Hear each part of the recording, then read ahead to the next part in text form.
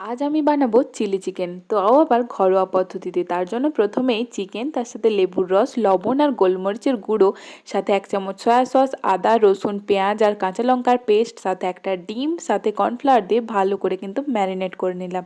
এবার ওই ম্যারিনেট করা চিকেনটা কিন্তু এবার পকোড়ার মতো করে ভেজে নিতে হবে। তো এখানে তেল গরম হয়ে গেছে আর তার মধ্যে একটা একটা করে চিকেন দিয়ে কিন্তু আমি ভেজে নিলাম। এগুলো বেশ লাল লাল করে ভাজা হয়ে গেছে, তো তুলে নিলাম। এবার ওই তেলের মধ্যে সামান্য কিছু রসুন কুচি, পেঁয়াজ, কাঁচা লঙ্কা, টমেটো সব কিছু কিন্তু দিয়ে দিতে হবে। আজকে আমার কাছে ক্যাপসিকাম ছিল না, তার জন্য ওটা ছাড়াই বানালাম। তো এর মধ্যে এবার সসগুলো দিয়ে দেবো, টমেটো সস, চিলি সস আর সয়া সস।